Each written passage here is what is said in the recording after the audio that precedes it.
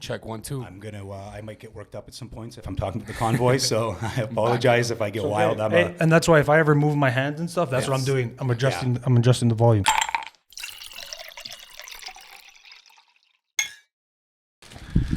Ladies and gentlemen, boom, we are live. What's up, everybody? Couple Casuals Podcast, episode number 14. I am your host, Stefano, and today I'm here with Scotty B and Ryan Lewis. Couple of the boys for a couple casuals. You know what I mean? We're gonna have a good conversation today, guys. I believe we're gonna dabble a little bit of politics, and then we also got to talk about Scotty B's music because we went to high school together, and we always kept in touch. You know what I mean? And I want to hear a little bit about the tunes. But before we get started, quick salute, boys. I know you don't have a drink, Scotty, but I'm gonna drink some water. There you go, a little hydration. We got the water too, guys. Boys, thank you guys for coming on first and foremost, and I think we need to start with the gift you brought. The little treats. I think I brought us a little, some mushrooms. Some mushrooms, but apparently not the ones we're thinking of. Okay, not the ones that are psychedelic. So if you're watching, don't worry, we're not taking a train to Funky Town. So quick, not today. First, I'm going to show you the old deal, the big boy. Ooh. So this is called Chaga, the king of all mushrooms. The name actually means king of all mushrooms, if you can believe it. Mm-hmm. And this is the most medicinal substance gift we've ever found on this planet. It's what is it? The Siberians call it God's gift to Earth, and you drink it as a tea, or you can have it in an alcohol tincture as well. And it's antiviral, antioxidant, anti-tumor, high in vitamin D, high in C, zinc, magnesium, everything you can imagine. It sounds like it's made up. It's so good for you, essentially. It's so good for you. From the ground? From the ground. Grows only on birch trees. So it's only on birch trees, so only areas in the Arctic. So Canada, Russia, Poland, China. So we're lucky that it just happens to be where we are. And they've used it for hundreds and over thousands of years over in China and Russia. They've been studying it over there because it's been part of their medicine that they've always been incorporated into their, even now as part of, if you go on to cancer treatment over in China and Russia, it's something called bifungin, which is a medical treatment that they give you when you're going through chemotherapy. Chaga, because Chaga is such a powerful anti-inflammatory, it's a full system, full body anti-inflammatory. So anywhere you have it, it will bring it down. Yeah, it's good stuff, yo. I've been drinking Chaga since March 2020, and I got gout, bro, and it really, really helped out a lot. It really did. It helped with the inflammation, brought everything down. And to be honest with you, I was never a guy that could wake up in the morning, but since drinking Chaga a lot, buddy, I'm up at 9 in the morning, bro. Just before my alarms, everything, feeling a lot of energy. So energy is one of the other things that it would do for you, right? Big time. Exactly what he said. I didn't even think of this, but I always woke up and had coffee or tea in the morning. I used to drink green tea in the morning. And since I've switched to Chaga, because when you drink caffeine, you're only giving your body a little boost, but you're not giving it any actual minerals, nutrients, nothing. Right. So people a lot of times will take a multivitamin in the morning, but then you're not giving your body the true nutrients it needs. Chaga's giving your body a full boost, the best boost you could give you. It's preparing your body for the whole day. Right. You're getting all the minerals, everything you need for whatever's coming. And at the same time, I'm the exact same way. I've had brain fog. I've played lots of sports, lots of concussions, tons of concussions, and I had gut problems that I could never get fixed. Since I've drank Chaga, gone. It's changed my life so much. That's why I bring it here and show people, because I was in so many issues with my own body. Once they're gone, and that brain fog, especially to wake up in the morning and to feel like you're ready to kick ass, it's. Yeah, anyone listening, do the research, and don't just use Google. Use a lot of other things to do the research. It tastes good too. It's not like it tastes like mushrooms. It's got the tannin vanillin, so it tastes like vanilla. So a lot of people in the morning they'll mix it with their coffee, go half and half, or you just drink that mug and then drink your coffee, and then you're good to go. I know. I think people really underestimate the importance of gut health. Yeah, yeah, big time, because your gut is connected to your brain. It's considered a prebiotic. So I don't know much about the probiotic side, but from what I've learned about this is it's getting your gut the right bacteria and such for when, over the overall. So this is the exact same thing like in this bag here. We could just show everybody. Yeah, this is it right. They can see for the viewers of the Couple Casuals podcast, not the listeners, the viewers. Which I always say, guys, tune into the YouTube, and get those views up. It's kind of funky with the black on the outside, but this black is the key. This black is what actually gives it it's the highest source of melanin on the planet we've ever found. Now chicks love this because it's great for your skin, your nails, and your hair. But for everybody else who just wants to be a badass human being, it's the number one nutrient for your pineal gland. So if you're drinking this every single day, you're giving your pineal gland all the nutrients it needs for sleep, which is the number one thing for your circadian rhythm, but then also for that, when you're drinking this constantly, the only psychedelic or psychotropic effect you will ever get from it is just that you feel more in tune with energy, with everything. I've found, at least. But Where did you learn all this stuff? On my own, by going fishing and seeing stuff and taking pictures of it when I would go into Mother Nature, and got interested in what the heck I was seeing all the time. And then I realized, wow, I can't believe this has been right in front of me this entire time, and I had no idea. A lot of books, and so he got you on it too, Scotty, yeah? Yeah, well, March 2020, one of my boys, Andre, brought it up. So I went to the nutrition store right by St. David's Church, Nature's Emporium. Nature's Emporium. Yeah. So I bought literally right there, and I started drinking that. But then I didn't know where it came from, how it grew, what it looked like from the beginning, because it looks different in the can when you buy it from Nature's Emporium. Oh, it looks way different. So they'll sell this at They'll sell it there, yeah. Oh, okay, that's interesting. You won't find it at Shoppers or And why Walmart. do you think so? Do you think, like we were talking before the pod about it cures people, big pharma, you know what I mean, and how they're a little bit hesitant to trying to push more natural ways of going about it costs no money unless gas money now to go drive up and pick it myself from a tree. Thanks, Trudeau. We appreciate that. But yeah, that's the thing, right? Prices are going up, and there's a lot of things we want to dive into in regards to that. But just a little bit a little bit more on this here. Do you take any other multivitamins or anything like that, or solely you get all your vitamins from this because it's so rich? I still take vitamin D and zinc every day, but all the other vitamins I took before, anything I took, I've stopped taking, because I also do take other mushrooms as well. So there's these, but there's multiple medicinal mushrooms you can consume. There's lots and lots. So by doing that every week, I try to vary that in my body, and by doing that, I'm trying to learn about the different minerals and constitutions of that, and trying to I look at it like going to the gym. Like, just like if you're going to try to train something different, mushrooms are the greatest purveyor of wisdom on the planet. They're 2.6 billion years old. They're the oldest multicellular organism we've ever known on the planet. They've been sitting here fighting viruses, fighting bacteria, taking on volcanoes, taking on everything the earth can throw at it. Bloody cavemen were eating mushrooms. Exactly. Yeah, and there's actually, I don't know if you guys heard this theory before, but there was a theory once, probably, I don't know if it's 100% true, but that our development of our brain and maybe even possibly religion was discovered off of the consumption of mushrooms from like the caveman era, because it opened other parts of your brain, which you can see it if anybody ever smokes weed or takes psychedelic mushrooms, you could see how it opens your mind. I know for me personally, when I experienced with simple, just like I smoked marijuana later in my life, like 21 around there, but I noticed it made me a lot more humble.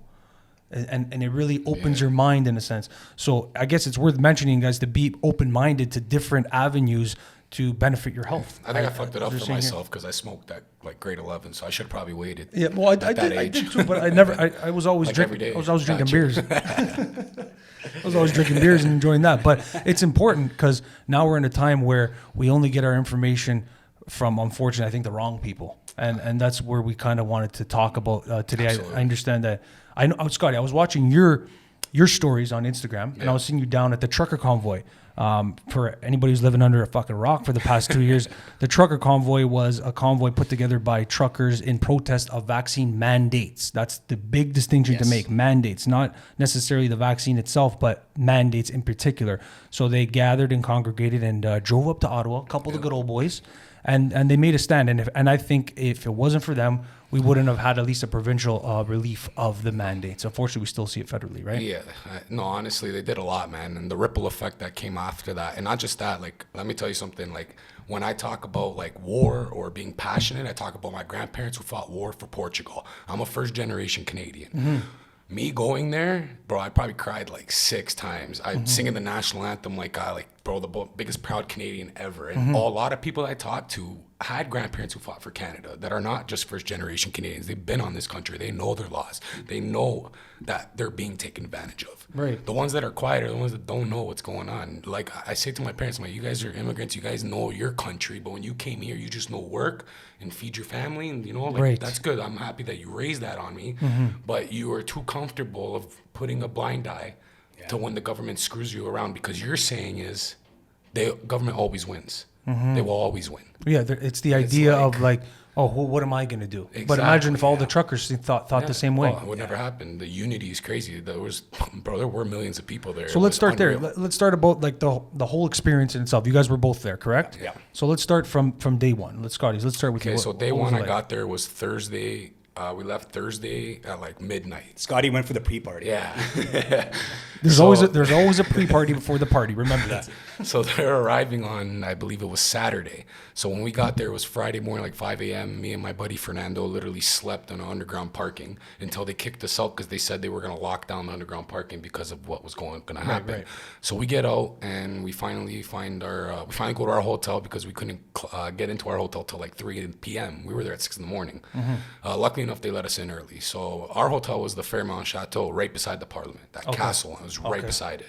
Beautiful. So we get out there and then it just slowly starts growing. I remember Friday morning going to the Parliament. There was still quite a few people. Obviously nothing like what we were going to fucking see. It was crazy. Waiting for the truckers, and then what ended up happening is the truckers started showing up and they started circling the city.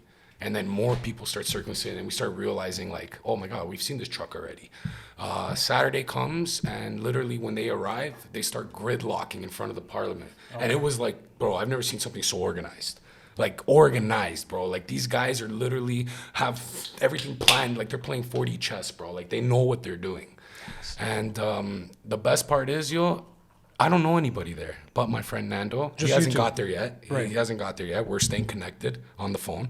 And all these strangers are acting like they know me for years, bro. You know how many people I hugged? You know how many people were like there, like for each other? Like this guy doesn't even know me, and I'm crying, and this guy's coming over to me to hug me, and like, it's okay, bro. It's okay. We're fighting this together. And like you feel shocked, like you're like, whoa.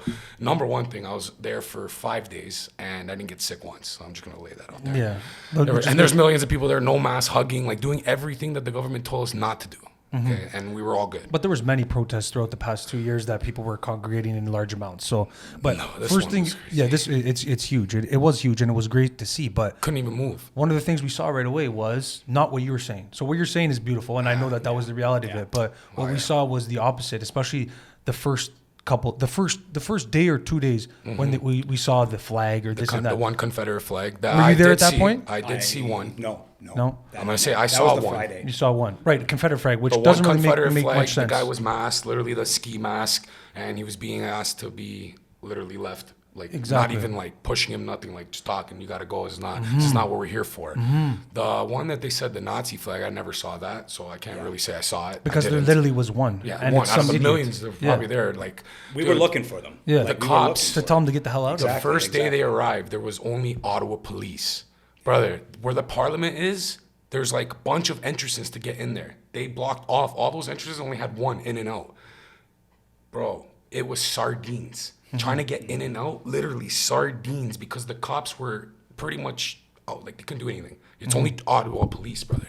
Only Ottawa police, and that was one of the bigger days because it was the first day. Right. It was huge, bro. There was tons of people. And the police were very kind at first. Very kind. Well, on the first, they're going to have to be because, like I said, bro, it was only Ottawa police. There wasn't enough, bro. There was literally, you can spot one by themselves. A week later, bro, not even 3 days later, they were walking, like, from York region, from Brampton, from everywhere, bro. All these cops were showing up, and they were walking in groups. Like 10 of them, 11 of them deep, all sprouted out. Every street I turned, there was like 10 cops walking together. When the first day, it wasn't even, you didn't even see a single cop. And I remember telling them, I'm like, bro, there's like no police. Like, there's a ton of us. Like, but everybody was peaceful, though. Very peaceful, bro. Right. Literally no cops, but nothing happened. Like, it was just a party, man. Exactly. It was a party. It was a celebration. It was because a celebration. If you look at it like this, guys, from the perspective that we look at it as, it's been 2 years of not being able to do what we want, etc. So when there was this opportunity, the people felt that it resonated with them intrinsically. So this is what I want to ask you guys both: is why do you think the media spun this in that way, in the way that they did? So many reasons, man. Like, you can go down a real big rabbit hole with that, but obviously my beliefs are they're just paid by government, and government controls what they show you, and that's it. And if it's something that's against the government, why would they show the truth? Why would they show people, oh, look at this big peaceful thing? Obviously, they're going to have to twist it because it's against their narrative. Which, by the way, it's worth mentioning that CBC had to withdraw one of their, I believe it was one of their stories about the foreign funding for the GoFundMe, right? It was actually completely fake because the spokesperson for GoFundMe came out and said, no, we didn't have any concrete evidence that everything was foreign, because that was one of the narratives, right? Yeah. And it's unfortunate to see, right? And then what was your perspective when you came? The media especially was what we all saw, like whether or not we were seeing it on mainstream media through the bullshit channels of CBC and whatever the propaganda stuff they throw out, or you saw it if you went on YouTube and you saw the live stream. So you kind of saw, wait a second, they're saying one thing, but when I watched the video, I'm seeing something different. Then when you got there, it was just, it's like anything. We can sit there and talk about Jose Batista's home run and how amazing it felt, but if you're in that stadium, you know, it was mental. It was something different. All these moments, and it was big energy. Big energy. It was big energy. And I came up. I went the Saturday morning. I drove up that morning. I through Ottawa, and I linked in with the West Convoy. Mm-hmm. So once I started seeing them come in, and I connected with them on the highway, we started seeing everybody stand on the side, and I was just feeling pure energy. Going by Terry Fox Boulevard, seeing things like that as you're driving into your nation's capital for the biggest peaceful protest that we all know we're going there. Yeah. To not try to do anything other than say we're here for love, freedom, liberty. We're here for the human spirit. We're here for all these things, all the things our families fled their countries from because it was going on to come here. And when I rolled up, and then I eventually met up with, I went around the city for a bit because I was driving not a truck, but I was driving like a transportation vehicle. Mm-hmm. So then I kind of rolled with the convoy through the city and felt that energy. And it's nothing like I've ever felt. The honking and just, it was phenomenal. And then getting out of the vehicle, then it was just next level, because it was, the main thing for me was eye contact. Was if you walk downtown Toronto, it's hard to make eye contact with everybody. And even if they do, you might get a nod or something. This was people who, every single person. Every single person. And there was conviction and meaning in those eyes. Being like, man. We're here. We're in this together. We keep hearing this message over and over again, but it was nobody had to say that. You just had to look at them, and you knew we're in this together. Mm-hmm. And exactly, we're in this together, and we're gonna be peaceful till the end. Mm-hmm. And then it was so peaceful, so much love, bro. Like the kids were giving like cards and stuff it was like them giving it to heroes, and the truckers were their heroes, you know, and they were giving them all these nice signs and stuff, and truckers put it all over their trucks and everywhere. Like even where the Parliament fence, everybody was putting their own posters and stuff. I even put my own couple posters, taped it onto it, and you just saw it down the whole street, just posters after posters of like positivity or freedom and no mandates, like just. Bro, it was unreal. It was a lot of love. Yeah, a lot of love. And to watch the news literally say that that we were Nazis, that we were racist. Like, brother, I felt that. Yeah. I felt like because I was there. Like, I was so enraged in my hotel. And then that's when I went live. I'm like, hey, I'm in the Chateau Hotel. So I just watched the news and they said this. Let's come and walk with me. I remember seeing that. So I walked right outside and I went straight to the Terry Fox. And they were cleaning the Terry Fox. Right. Yeah. They were doing everything that they were not, that freaking mainstream media was saying that they weren't, but you know what the good news is, guys, and this is the optimistic lens I choose to look through, is that the news is fake. We know that quite a bit, and big tech is very corrupt. It's definitely liberal leaning, left wing leaning, and unfortunately, there's no real middle ground, which contributes to the divide that we succumb to over the past 2 years. But the good news is that we have avenues like this, podcasts, long form podcasts. YouTube creators, content creators, social media, baby. Social media you're able to do is actually get the truth, or at least more closer to the truth rather than not, because the news is completely off. Absolutely. They're outdated and they're losing views. Like there's more views on when Joe Rogan's talking to Robert Malone over there, Dr. Robert Malone, and he's got more views on that than CBC or Jimmy Kimmel or whatever. Even those Folsen. Did you see that recently? Yeah, the Kyle. They took it right down. I knew that was going to happen. They did an interview with Donald Trump. Yeah. And then literally 24 hours after that, or 6 hours after that, it hit like 5 million views, and that shit got shut down right away. It was close. It was trending to hit 10 mil for sure. So we have this. This is a great platform, and the one thing that we're realizing is look how quickly they're trying to censorship everything. So if that doesn't like light bulb your head, like I don't know what can. And some people are just not gonna wake up. It's okay. I still love you guys. Like honestly, I can have a conversation with you about anything except for politics. And you know what? That's the motif throughout the people who share the position that we do, is like we're open to conversation, which the other side isn't, right? No.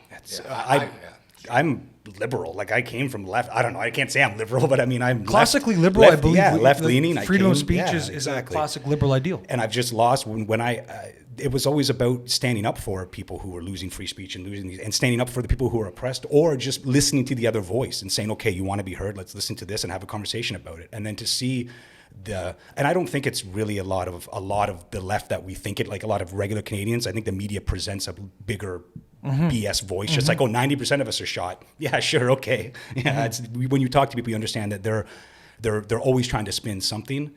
But at the end of the day, with what was going on there, I needed to go there to see with my own eyes. I knew they were lying, but then to see that lie and then to go there and then to experience it and feel it and then to be like, I'm going to feel this, I'm going to feel that love forever and I'm going to feel those lies forever, coming from a half Italian background and a half police force background for myself.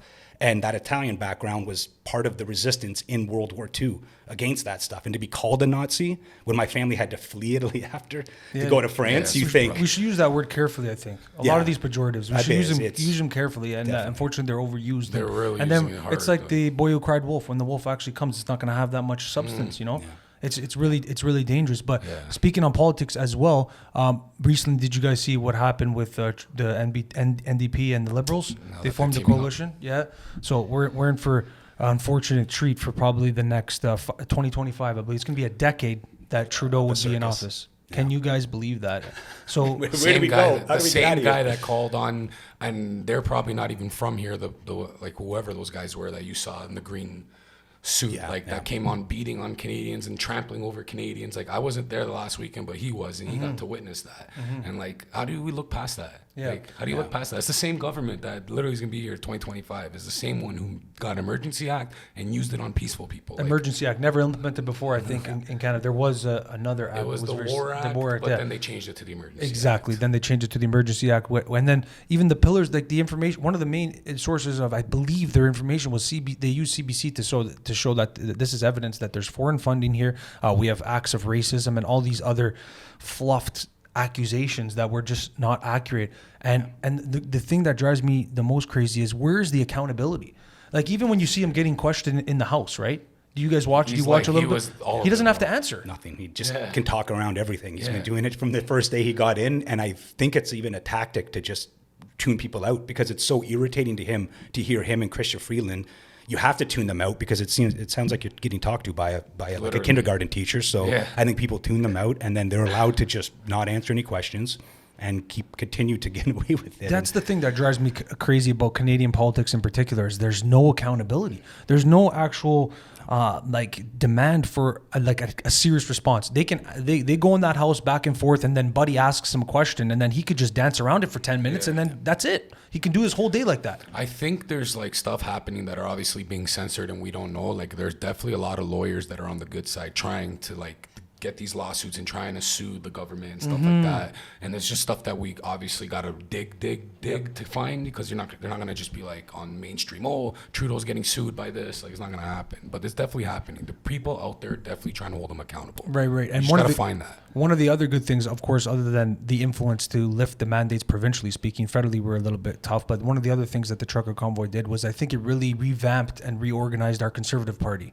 Is that the people that stepped down, because it's common knowledge that Aaron O'Toole and like the previous Andrew Scheer and the previous Conservative leaders were not real blue collar Conservatives. Would you guys agree? Yeah. I think that Pierre is probably our next best bet. He walked into the keg like 2 weeks ago. Oh, did you see him? Yeah. What was that like? Did you say hi? Yeah, I went to go say hi. Took a picture.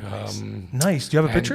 I can send it to you. Send it to me, and I'll throw it up over Absolutely, here. Yeah, that'd be fucking cool. Yeah, he walked in, and to be honest, like, shaking his hand, he's eye contact, like the energy felt good. Like, obviously I don't know him off one time meeting him, but the energy was good. And like he asked to take the picture, and he thanked me for going to Ottawa because I talked about it, and he said that was something that needed to be done. Right. And I was like, I agree with you. And I'm like, there's probably more coming, and I'll be there. Wow. And to talk about accountability from the beginning of this, he's been one of the only voices, along with like Randy Hillier, in the actual government pushing back on them, talking about, and Pierre, we know he likes his numbers. So when he's going in there, he was one of the only guys saying, you can't keep spending like this. Yes. Look at the numbers. You're putting this into... Where are you getting it from? Remember that? You remember that clip? I was just going to say, you remember that clip? When he was talking, where are you getting it from? And no one said nothing. They couldn't answer it, because you know why? They're printing it. And that's one of the reasons for the inflation that we're experiencing right now. It's not all due to COVID and the catastrophe going on in Ukraine, guys. Get into crypto. Well, even you see what happened with that. They'll be dabbling in that too. They'll dabbling, but the crypto that they were able to dabble with were the ones that were still in like people's accounts of BitBuy or like ShakePay. Like me leaving my money at an exchange place, you know, you could easily take that. But the money that was in actual people's wallets, like a secured wallet with your 12 words, you're not getting into that. Yeah. It is not happening. And it didn't. It, like I said, like I buy crypto on BitBuy. I can leave my money on that account, on that website, but that's an exchange website. Like why? That's not safe. The government can still figure it out on that. But if you transfer that into your actual wallet, Ledger or Exodus or something that you have to have 12 words, like those 12 words are the most important 12 words of your life. That's how you're going to get in. It's the only way you get in. It's true, because you look at one of the things that happened, guys. Like if you donated to the GoFundMe, I believe. I know some people who did. Right, too, your bank account could have been frozen, Yeah. right? Yeah. Was yours frozen? It was frozen for 5 hours Oh, the second wow. day. So it actually was And frozen. then I realized Oh, yeah. that I Some people, I went know. down and I was giving, when I started getting that feeling, people were talking about stop. When the GoFundMe thing happened, they brought up the second. Give, send, me, go. The give, send, go. I realized, okay, I'm going to go old school and bring Go Chaga there. tea Yeah. and give cash to people, and that's the way to Man, go. that's And, I think that's the People best were way to doing do it. that. People People were were going appreciative up to of that. trucks, giving Yeah. $100 bills to the truckers, like King Cash. Like, that's how you had to do it. That's how you had to do Drive it. there and give it to them. Give it to you, like yourself, bro. And the main thing, I think it set a bad precedent for us, boys. That's the problem. I think it set a bad precedent for Canadians, is that they intervened with your bank accounts. That's messed over up. what? How? You know what's so messed up? My boy's been talking about stuff like that for like 4 years now, 5 years. And it was my boy Andre, and like he would say stuff like that, like, "What, you think you have money in the bank?" He's like, "That's an illusion, buddy." He's like, "You put your money in the bank and then they take it out and use it." They're like, "Let's say they don't have your money. What? You got to wait 2 days, 3 days." He's like, "Your money is He's got a being point, spent." and you've seen it there. He's got a Yeah. point, and you've seen it there. I never done before Emergencies Act. The overreach by Crazy. these government has been so complicated. One thing, the one time it was done before was in, I think, the 70s under the FLQ terrorist crisis that happened, and it was done by Justin's dad, Yeah. Pierre. Right. So the other time it That's was true. done was by the other Trudeau. And the most treasonous thing that's ever happened in the history of Canada was when Trudeau's father switched our bank from the Bank of Canada to owing to Canadians to owing to international bankers, to the Bank of International Settlements. He did that behind parliamentary assent. And that, after, if you look at Canada's debt up until the 80s, it was never above $1 billion, essentially. And since then, now we're over $1 trillion, essentially. yeah. So if you look at the way it was set up, Pierre, I guess Justin's father, Yeah. quote, His fascia. his set the charges in Canada, and Justin just came and hit them over this COVID. He just set them on us. And you know what the craziest thing, boys? This is all about a vaccine mandate that is so nonsensical, it's not even funny. Think just about said this you for were a second. dropping it. Think about this for 1 second, guys. As soon as they found out you can get and spread the virus with the vaccine, that mandate's gone. Even before, it should have been gone, but that's 100%, it's gone. But he went further than anybody Double before down. to keep that in power. Why do you think he did that? Why do you think he wants to keep this mandate in place? And he would go through anything. He'll go through heaven and hell, snap elections, a coalition with to gain this power. I think he's motivated by power. But what's your guys' opinion on that? I think it's to continue to have a control structure in place for when they switch over to like the big Great Reset and ESG and the environmental scam that will take over, where they'll say you have carbon credits. If you're gonna, like, gas is so expensive. If you want to go anywhere, we'll track you everywhere you go, up and down. He knows his fucking And shit, man. That's He the knows- next step. So they just want to have us in set. Yeah, this was just to get the tracking systems in place, because it didn't kill anybody. It wasn't that bad of a thing. I was working 6 days a week, 12 hours a day, no mask, nothing. Straight I worked up. with people. None of us were wearing masks. Everybody was fine. I was going to my grandmother's house, hugging her. I was doing everything the opposite they said, and every family member was still alive, stronger than ever, bro. And not saying people don't get sick and die. Like, it's not that it's fake, but It happens, but, of course. Yeah. So I just seen this whole thing and how it was set up, and looking how it's worldwide too. Like when I talk to my family in Italy, it's the same stuff. Why that's is that? happening. You think there's like the World Economic Forum? For Yeah. example, you think leaders in top nations are collaborating in a sense to get this? What do they do in those meetings, bro? What is that, G7, or when all those big high power get together? Like, what's happening in there? I want to know exactly what's happening in there. Like, what can you be talking about? No, really? but now the thing is, they used to never tell us about it, but now they are telling us about it. Before, they used to keep it hidden from us, but now it's open. They're saying we want to move to a technocratic future. We want to have it so we're Openly. controlling every part of it, and it's gonna lead to a happier and safer future. You'll own And it's nothing all and you'll about- be happy while doing it. And it's all about safety and just getting everybody to be in such a state of fear that they have to feel that the only way to be safe is through the government, and that if Yes. they protect us, then we're okay. Yes, And Yes, right, and I think we've seen that with the CERB, right, and their desire to possibly go into universal basic income. It's the idea that you'll have nothing and you'll be happy while doing it. And they're very, what's his name, Klaus Schwab, what's Buddy's name? You know, he said the great like it's just out in the open. It's out in the open. He loves Trudeau, bro. He expressed Of course. These are ideas that have been around for hundreds of years. Like sure. If you look into the British Empire, the Rhodes scholars, the Cecil B. Rhodes wanted the whole world to be the British Empire, and they did that essentially by colonizing and breaking the empire. Well, they can't keep saying we want the same thing because people realize, so they have to keep shifting the ideas. And what do we all care? Of course we all love the environment. No one wants to like fuck Mother Earth. No, we love this thing. Everybody wants to be green, but the way that they just brought present something from the earth. Yeah, of course you do. We all want. Okay, maybe just me. Fine. Maybe you guys don't like it as much, but I do.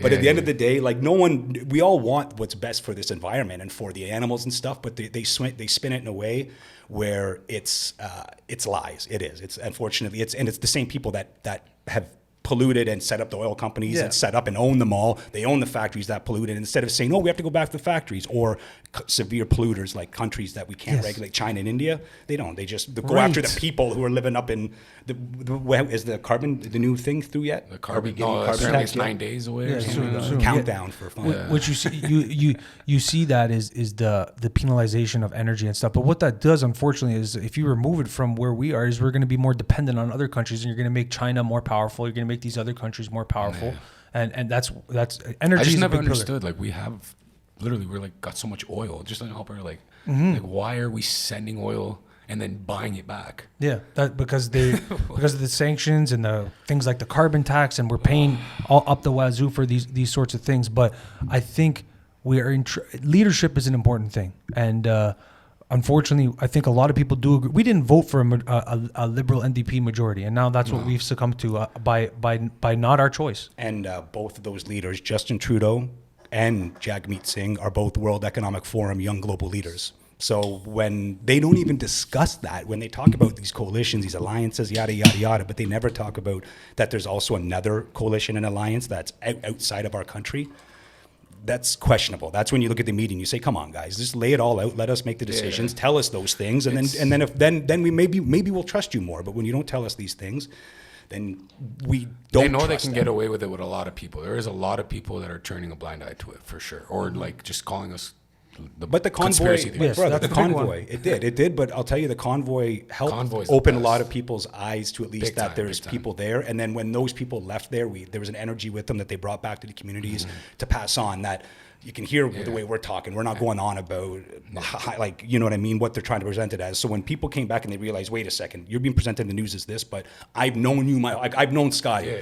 We know his heart. We know what he presents. And Nando, the other guy that went there, the guy would do anything for anybody. Anybody that knows him knows what his heart is about. And they knew when I called him on the way there, before we even aligned with it, one of the first things he said to me was, I want to go there to make sure nothing bad happens. Yes. If it does, I want to step in and get good vibes. And I said, same, man. That's why I'm going. I'm going because I know if anything happens, pull those people back and say no. Exactly. That was my first thing when I thought in my head that there was somebody there with a Nazi flag or somebody. I said, I'd love to go up to that fucking guy and just be like, get the hell out of here, brother. You're ruining this for like the people that are literally like one person. The majority of people, like for the federal mandates, you can't travel, for example. You can't go to Punta Cana for your March break. Unfortunately, that sucks. But there's people that actually can't work because they don't have these federal mandates. So people are fighting for what they believe in. And guys, it doesn't make sense. You guys are still pushing this. The bad news is I don't know. With this coalition with the NDP and the Liberals, I don't know if it's going anywhere, guys. All I know is the fight's not over. Like I was just in Toronto last Saturday with some of the people from the convoy, like the main people. This girl Bridget and her husband was the one running the fuel, all the gas operations that were in Ottawa. He's the one who called those truck tanks, the gas tanks, to come in because like one of my buddies starting NFTs. Yes. So he did a United Freedom Convoy. It's what it's called. So he's doing these NFTs, and all 80% of anything that it makes is going to a bunch of charities that are going to help people with mental illness. Anybody that was affected with these mandates, these vaccines. That's fucking amazing, man. Yeah. There's another NFT that they started because they talked to a girl, her parents in the States. Her name was Maddie. She was one of the Pfizer. She was part of the Pfizer clinical trials, and right now she's in a wheelchair. No. And so we got in contact. Well, my buddy got in contact with the parents, and they got a whole NFT for her, and 100% of those go straight to the family. And we're, Theo Fleury, hockey player. So he retweeted the NFT and he wants to get involved as well. And a lot of the main people want to get involved, and the frontline nurses that were there at the convoy also are involved. And it's starting to become a big thing. So things like that, like a guy like my buddy, just with this idea, brilliant idea, and he knows crypto. He's been 7 years. He knows how to make sure the government doesn't even touch this. Like, he's deeply into it. That's because he's aware. He's done his homework. He's aware of what they were trying to do. So obviously he's put in his thought on how he was going to execute this. And so United Freedom Convoy, I'm just giving a shout out. It's on Twitter, Instagram. 100%. And it is the future, guys, whether you like it or not. You look at the technological revolution we experienced in the past decade. Even when I was in high school, for example, It's just unbelievable. remember when we were in high school, Instagram wasn't around, Facebook maybe was around. Now you're like you're like Zia or like no uses Facebook. Literally. But it just shows you the development so of it. So I think it's only a matter of time before a lot of things get more digital. So it's worth looking into. But let's go back to the trucker convoy for a second, because I remember you told me that let's go to the point where it changed and then things got a little bit dark. So give us your guys' perspective from them. From that And point. then the storm came. And then the storm came. The positivity still ran through. Yes. I know that for sure. The love was there.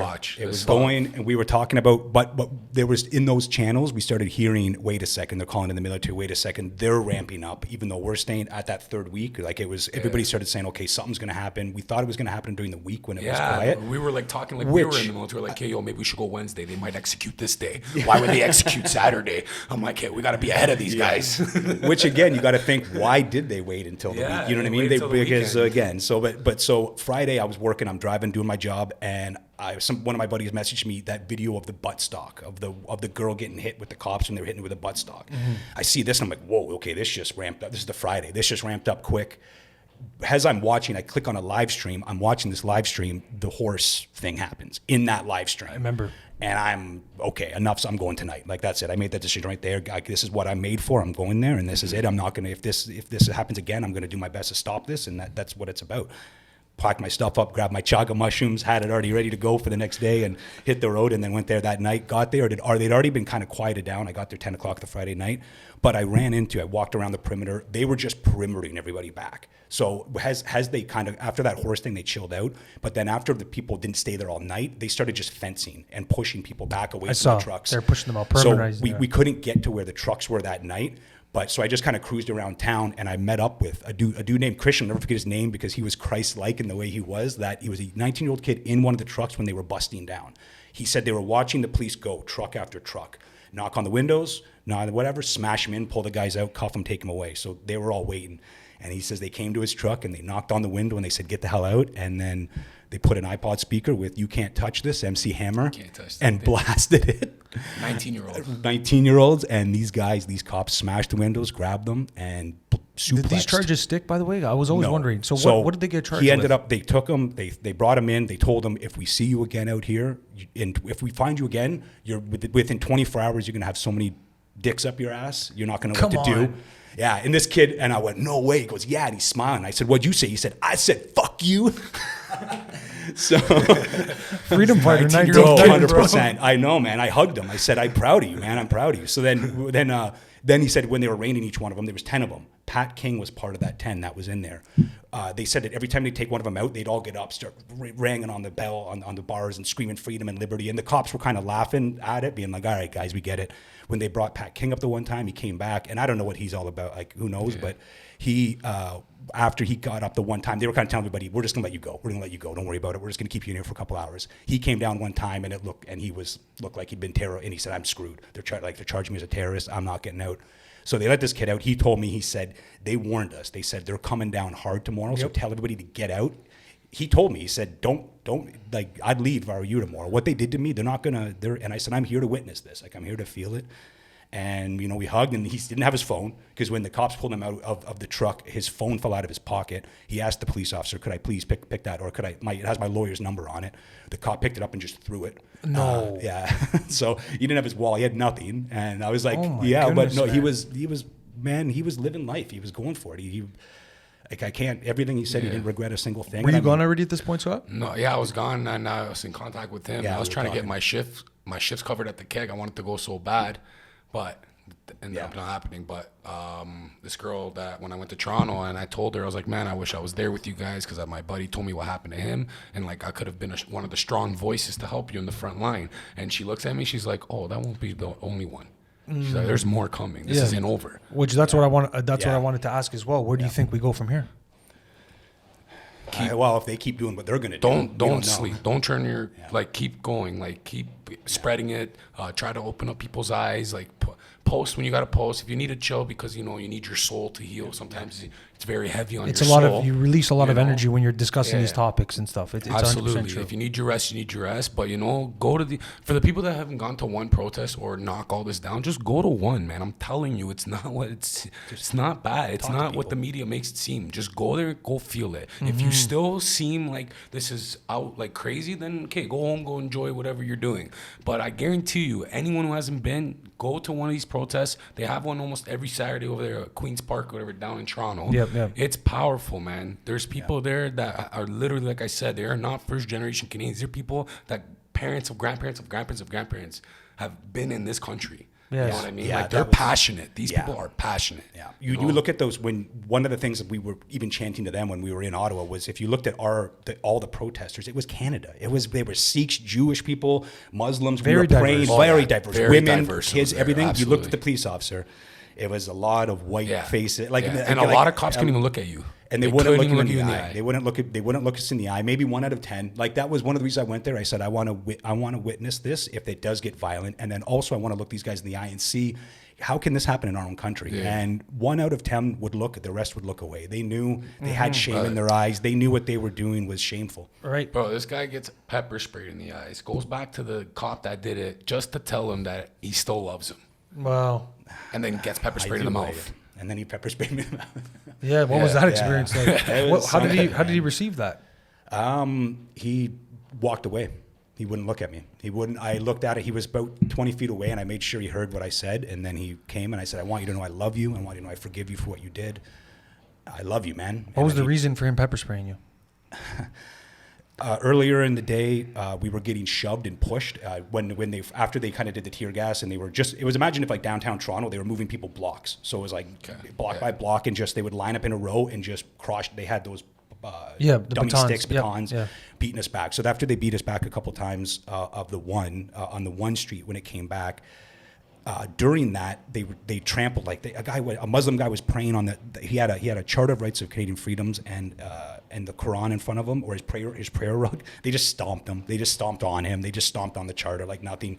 Girls would fall. They just stepped on them. Yeah. So we were just trying to pick them up and move them back. And I was a bouncer for years, so I was just trying to regulate with the crowd going on. So I was front row. I had my arms out so they could see my hands were there, and I was just saying, and constantly talking to the guys. We were face to face, and they looked like stormtroopers. Like they looked like they were from Star Wars. Right?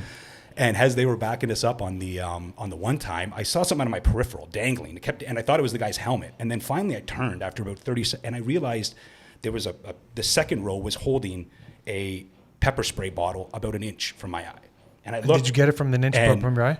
Not at that time. Then I looked the guy in the eye and I said, "Really?" And then we had like this old West, Wild West stare down for like 30 seconds, and he backed off. And like I may have turned away I don't know, but he didn't spray me.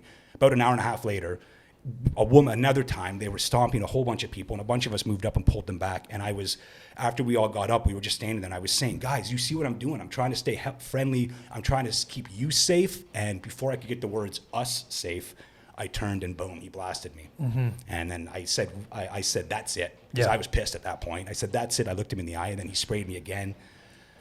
And then I just had to. It took a little bit of time to kind of collect myself, and I went back, and then I realized it was happening to a lot of people. It was pepper spray, and then 100%. And then after about 10 minutes, I was fine. I went back and I told them that, and then we went back to just praying and singing "O Canada" and going in the front and doing the same stuff. And within another about half hour later, that same guy came by and hit me again with a bunch of people, and it hit the guy beside me and hit me at the same time. Then the third time was at the very end. So this was just constantly, every time they do it, it would ramp up our love. It would ramp us up singing. It would ramp us up. Trudeau probably thought like, Trudeau is definitely thinking send these guys there to finally get these 100%. guys angry to start fighting back. But Yes. bro, they would And it roll, didn't yeah, happen. they would roll the horses out in front of us and bring them back. Then they'd roll the sound cannon or the sound rubber tank or bullets whatever. or whatever. Everything they're doing, we were just like, we have nothing. We have our flags, we have our hands. We love you. What do you want? What do you want from us? Like we'll keep reciting the Charter of Rights. Like here's our Bill of Rights. We have the right to protest. We have the right for assembly. Which went out the window, by the and way. it just didn't matter. Yeah. They wouldn't say some police. There was conversations like this going on all the time in the front. So like it was people being like, "Don't you know about Klaus Schwab? Don't you know about World Economic Forum? Don't you know?" Having these talks with the They're going to call police. you a conspiracy theorist. Yes, a few would talk, but for the most part, you're right. They're right. They weren't listening. They wouldn't engage you. That's the They unfortunate wanted to part be part of it. because, like, coming from the leadership, coming from Trudeau, you see his divisive language and how he talks about the people that were there, which obviously, based on the story that we just heard, plenty of stories and many others, that's not the reality of the situation. And he really, really demonized these people. So, guys, even if you represent the opposing positions, it's worth thinking that one day he's not going to agree with you. Or these people that are in power making decisions, you won't agree with them, and it will directly result in you receiving these sorts of experiences. So think about that going forward, and that's the unfortunate part, and that's what we see from the media, the big tech, and what we've been seeing throughout these past 2 years is this sort of narrative and the demonization of anybody with an opposing opinion about any topic that these sorts of individuals represent. That's what we see. The convoy was an awesome thing because the one thing we didn't say that was really cool was how international it got. Like that shit got worldwide, baby. Yes, Fox News was talking about it every day. Fox News was there. They ended up for the week and a half.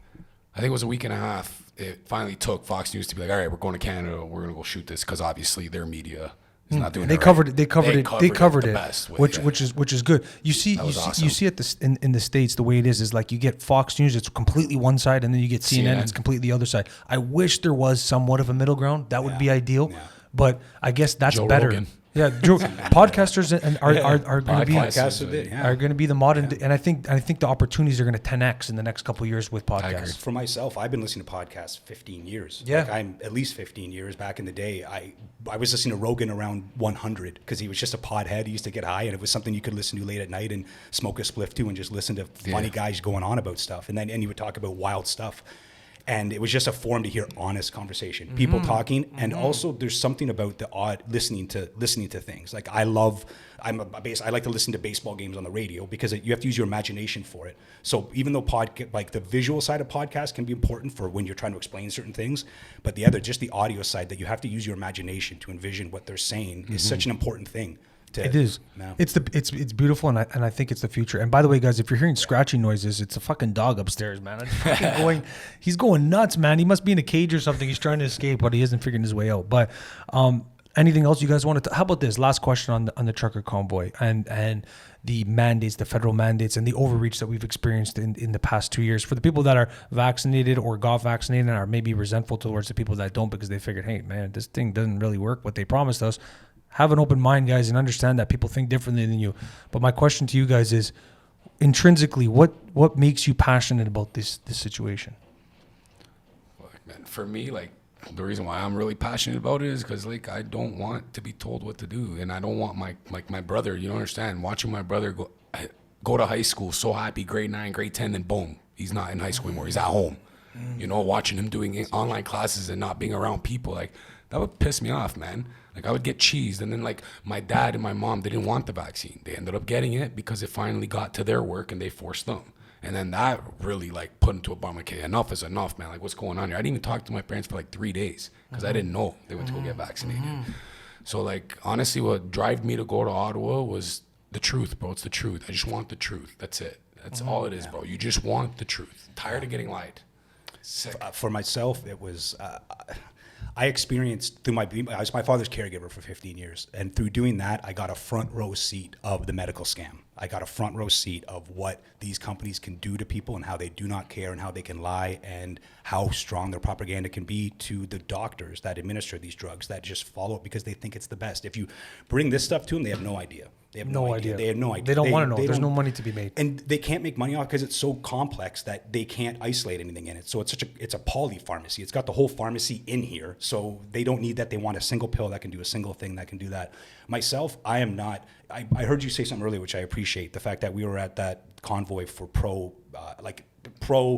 anti-mandate. I hate saying that. I know, but I know what you mean. In the sense of just I'm pro health freedom. Yes. Seeing what it can do to Individual somebody, choice is individual paramount. choice. And I'm not saying don't get it. I'm just saying it should be every individual's choice to have freedom over their health, especially for something where it's an experimental. And that's when something comes out this way, because I saw it firsthand. I had the conversations. I watched doctors give pills to my family member. I went home. I looked them up. I said, wait a second. This is not.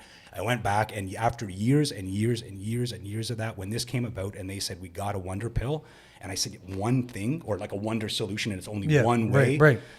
There's never one solution to anything. I know. There's so many more. And the fact that it came down that way, I think it triggered a lot of people's like bullshit meters to realize, wait, something more is going on here. Yes. Who weren't into that, and anybody who'd experienced this kind of stuff before knew, no, we're not going down this. And And And it's like cancer went out the window too for when this pandemic happened. a Cancer lot of didn't things, matter. A lot anymore. of things did. And you even look at the speaking on the health perspective, a lot of the alternatives were silenced.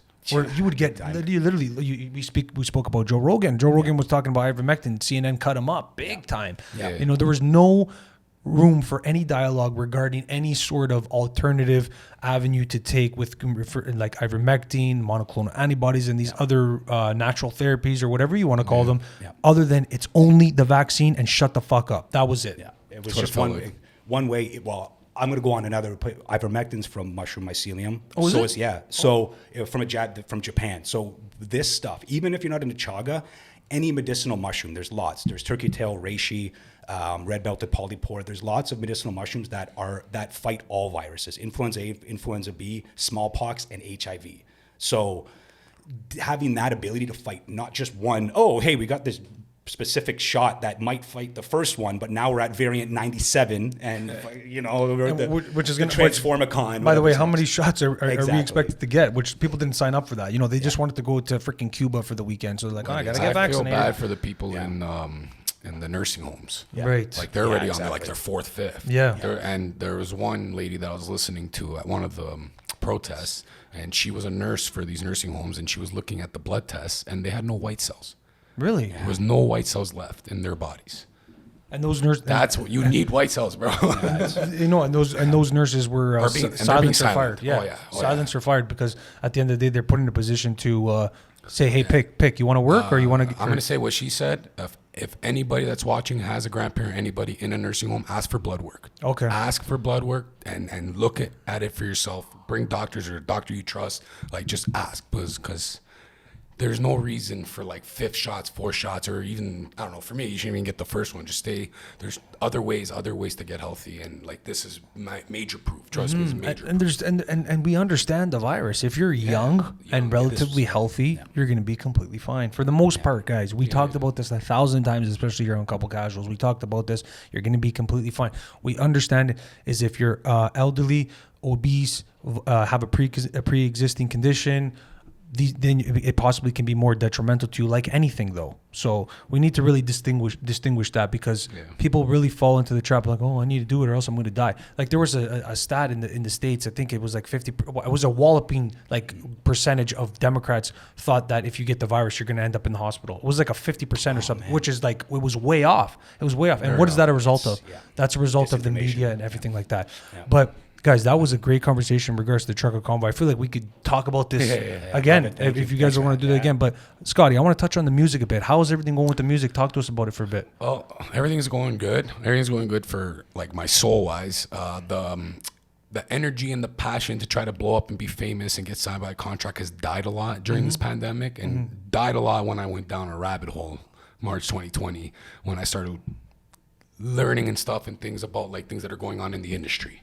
So that kind of turned me off big time, because I'm on the opposite side of that. Right, of course. And I still make my music. I was just in the studio with this guy like 2 weeks ago, just jamming for hours. Like rock style music or rap, because you play bass, right? Because he brought his bass. So there was still some rap, and then there was times where it went into rock. Like when we had our own band together, it was a mixture of rap rock. It was like Linkin Park, Jay-Z. Like, love it. It was wicked. It was a great time. I did my music video, I had this whole drive to get famous, and then like I said, man, it like out of the blue, that kind of just died out. I'm like, is it what I want? Or is it financial freedom is what I want? Exactly. And you know what the beautiful thing about music is? It's timeless. Oh, yeah, it's you something could do that forever. calls to you a creative pursuit. Like this is a creative pursuit for me. It's a passion project. You know what I'm trying to say? So what music brings is is a similarity to that. Yeah. It lets you channel your energy in a positive and creative way. Absolutely. So that is more important than Very soul everything. healing. Yes. Like if I'm having a bad day, the minute I put on an instrumental, like that day's gone. Like that's it. Anybody's I'm having a good. bad day, he makes their day better. Oh yeah, I Yeah, love it's- music. the Like energy. I love it. I love making music. Like as a kid, you know, you thought it was to be famous because I loved Eminem and all this. You know, I thought it was all about that. But then obviously, as I'm getting older, you know, I just reached 30, you realize that's not what I wanted. I just want financial freedom. Because the minute I'm financially free, I can get my studio going. I can make music anytime I want, release anytime I want without the stress of shit. I got to work my job and do this, that. You know, that's why I'm a very, very high hopes with crypto. And I've been getting into crypto since March 2020, not as long as some people, but I got there just in time because Bitcoin was like $6 grand. It's still a good time to It's get still in. a very good time. There's a lot of coins that you can literally get into that are super cheap and will blow up. Like XRP, I'll name one. Go look at that. That's the best one to go look at right now. Safe Moon, whatever. I can go so many, bro. It's tons. I have a lot of hope in that. And when the day those things blow up, and that's when I can do music for the rest of my life and not have to do it under a label or under people that, because I was talking to a guy that worked with Walt Disney. I was linked with a guy from Connecticut named George Zuckerman. He was an 82-year-old man who would talk to me twice a week for 8 months. And some guy promised me, he was in the oil industry. And when this was happening, they were promising me a house in Florida to start working with this one guy producer that they introduced me to. Things were rolling, and it was like, oh my God, oh my God. And then oil and gas just went, dropped, and then I don't hear from these guys. But the old man still called me. This 82-year-old man that they connected me. I still talk to this guy. This guy's connected with Rolling Loud. Like, he's a big-time guy. Wow, yeah. So we just stay connected, but he doesn't have, like, I don't know. For me, what always threw me off is you believe me, you talk to me so much, but how come you don't just throw your own money on me then? Yeah. Right? But it was always, let's find investors for you. Even- I'm like, brother, why don't you just invest in me? I'm right here. Yeah. Even in the industries like music, there's politics. Oh You know what my I'm trying to God, say? bro, And I I've seen learned it- so much about that. I used to DJ when I dabbled for a bit back in the day, and I saw like I agree. I didn't like that feeling of like the politics and also the bullshit with the promoters and this sort of thing. So it's very, very hard to be able to balance the two. Yeah. It's a very, very difficult thing. Super hard, man. But I'm gonna include I'll throw some of your music stuff up in the bio and stuff. But listen, guys, this has been a fucking fantastic conversation, man. We really I really appreciate you guys coming and absolutely, sharing the bro. stories and stuff. I want to go into the last segment on Couple Casuals podcast, which we call Salute. Salute is like, you know, when you're at a party or something, you know, you give a little salute, you know. So we'll start with you, brother. Just give a little ching ching to the Couple Casuals viewers, and we'll end it off here. Ching ching, thank you for having me. I'm sorry I was a little serious and I brought some heavy duty stuff to you guys, but hey, it's all about love at the end of the day, and I'm happy to. I hope I come back again and we can have another little chat. And Straight next up. time, maybe Scotty will write a tune or something like that. because Awesome. We can do some music, be inspired, because it's all about inspiration, right? It's cheers, guys. Cheers to the love, to the energy, and never ever doubt your intuition. Okay, they don't got Never. the science on their intuition. When you feel your intuition, you go with that. Cheers to that. Guys, I appreciate you, and I appreciate you guys. Thanks for tuning in. Until next time, salute.